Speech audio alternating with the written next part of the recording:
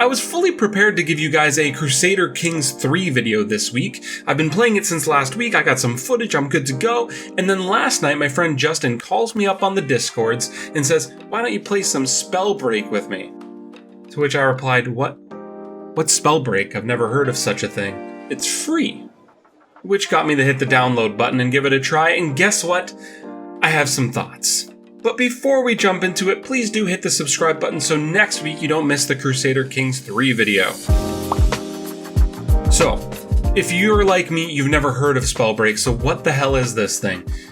It is a Battle Royale. It is, and that may turn you off, but don't click away yet. There is a lot of differences in this game from other mainstream Battle Royales that I think give it just enough flavor to win over even those who are the most Battle Royale fatigued. Well, maybe not the most. I have one friend who's never playing a BR again. So what's the same and what is different? The same is you do start out as a large group of people who are all vying to be the last one surviving on a small map. You drop in somewhere on the map, move in towards the center circle as you fight other enemies and collect loot and power-ups, etc., etc. You've seen this many times before. The big difference here is that you're playing as a bunch of wizards, sorcerers, and spellcasters. You're a wizard, Harry. I'm a what? I mean, it's called Spellbreak, it's right in the name. But you play as a sorcerer with different types of power depending on the gauntlet that you use. You can use all these different elements: wind, fire, earth, poison, the other ones. And you can use two of them, one on each hand, to create your spells and even combine spells as you fight your enemies. There's no guns, although the spells themselves have auto attacks that are very similar to going pew-pew. So there is still a little bit of that. But you're not going to find a Scar L or a M16 lying around. However, that would be a little OP.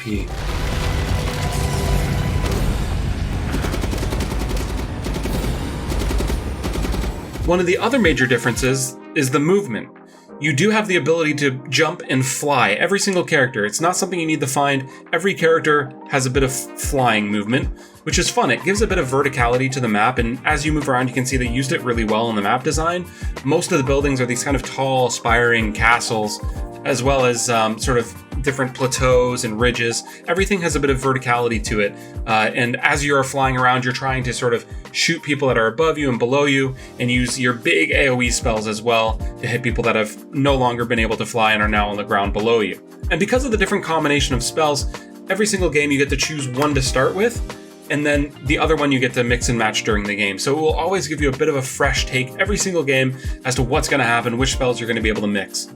And one last little innovation that I saw was that you have the ability to upgrade your powers every time you hit the circle. So as you get further and further in the game, everybody is naturally getting powered up along with the loot that they pick up. Now, with all that being said, it's still a BR. I've still played these games before, so what is it that's fresh? Why am I having so much fun with it? I think there's a couple things. One thing that BRs often struggle with is the load time and the time between rounds. Some games have gotten this better than others, but if you're able to just ready up right away and get right back into a game, it doesn't feel as bad that you just wasted all that time playing, because you're just playing again really quickly. You don't have to sit there and wallow in your defeat for too long. This is something that Spellbreak has going for it. The match times are very, very low, specifically because there is a lower amount of people in each game. I think it's about 50 instead of 100. And I suspect that there may be some bots as well filling out the extra spots just to make sure it's really snappy. And, you know, there's an argument for and against having bots in a BR game. Obviously, it's not a real player, and it feels kind of bad when you beat a bot. But at the same time, they gather some of the loot for you, and you can kind of just use them to get loot early on in the game. So I ran into a few people that seem like they might be bots, but if they're not, then I'm sorry. You know, just keep practicing, you'll be fine. And on top of that, I think the other thing that really helps this game feel better than some other BRs is the movement abilities and the sort of tightness of the way that the movement and everything works in this game. When you jump in, it feels very natural to hop and hover, and you can see your bar coming down. It's not like a little jetpack, but it feels responsive. It feels smooth. It feels like you really can take off using some of these abilities. There's a fly ability where you can use it and just get on out of there. All the abilities feel really tight. It feels polished. It doesn't really feel like a game that just came out and is still kind of fixing up some things. It feels ready to go. And even the matchmaking and stuff has felt really quite good. It doesn't feel like it's, you know, you're in the lobby and you're rejoining the lobby and, you know, all this that I remember kind of went along with, you know, especially PUBG when it first kind of came out.